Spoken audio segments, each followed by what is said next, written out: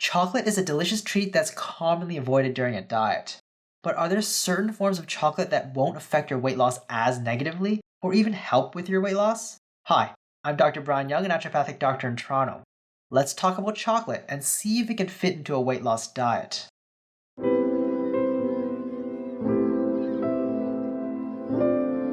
Chocolate comes from cacao seeds that have been processed to bring out certain complex flavors and reduce the intense bitterness that naturally comes from the seeds. It's first fermented, dried, cleaned, and roasted before grinding it up into a powder, then heating it again to melt it into coca liquor. Coca liquor is where chocolate comes from, and it's composed of two major parts, the coca solids and the coca butter.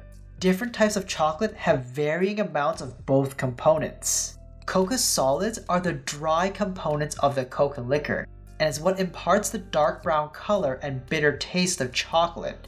It's a dark brown powder in its pure form, and the carbohydrates it contains is largely fiber, although it contains some fat and protein as well. The solids also contain most of the minerals like iron and magnesium and flavonoids that are associated with some of the potential health benefits of chocolate. They also contain caffeine and theobromine, both of which can increase alertness and wakefulness when we eat them, but can also cause headaches, restlessness, or insomnia in some people. Coca butter is the fat component of chocolate and is what helps impart the buttery taste of chocolate.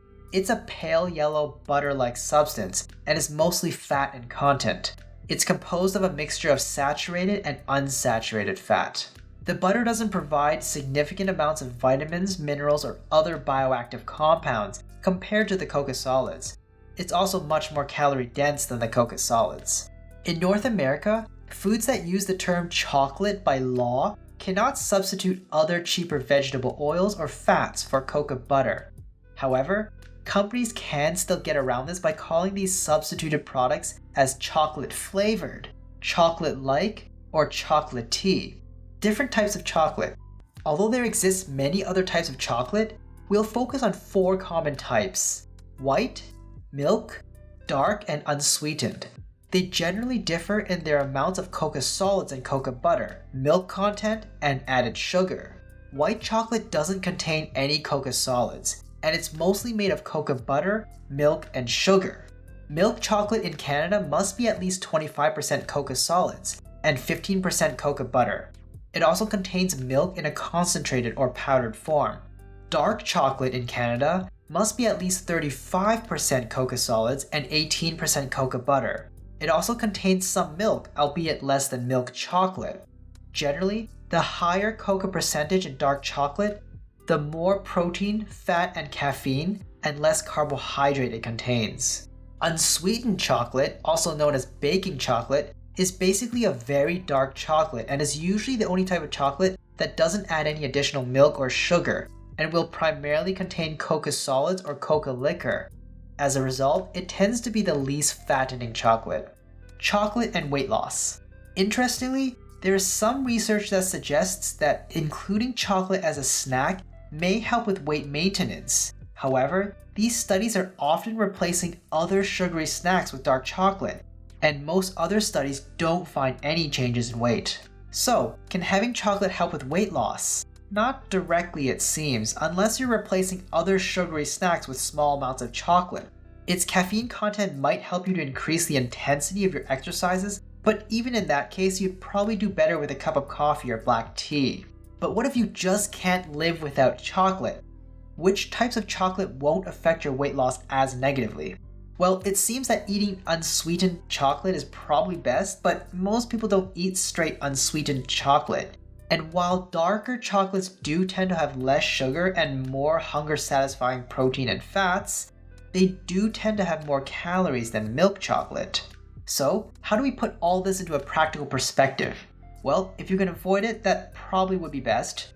However, if you just can't live without it, it depends on what you're looking for.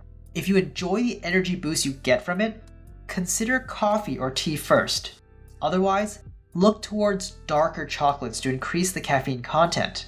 The beneficial compounds also tend to be higher in darker chocolates, meaning you would also go for those if you're eating it for the potential health benefits. But if you just enjoy chocolate, The overall differences in the impact on your weight between the 4 common types of chocolate are really not significant, especially if you're only having small amounts each day.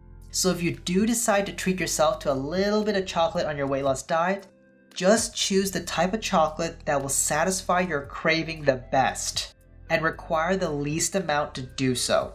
Whichever chocolate you choose likely doesn't matter that much as long as you're consuming small amounts. Regardless of why you want to eat chocolate, I would eat it as you would any dessert or small treat in limited amounts, and look to balance its intake with a reduction of calories elsewhere, such as replacing any other snacks I would otherwise have. Do you have a little chocolate on your weight loss diet? And what type of chocolate do you prefer? Let me know in the comments down below. And if you found this video helpful, please leave me a like. As before, I'm Dr. Brian Young, bringing you weight loss info on this channel. Subscribe and hit the notification bell if you're interested in learning more, and share it with someone you know who can use the help.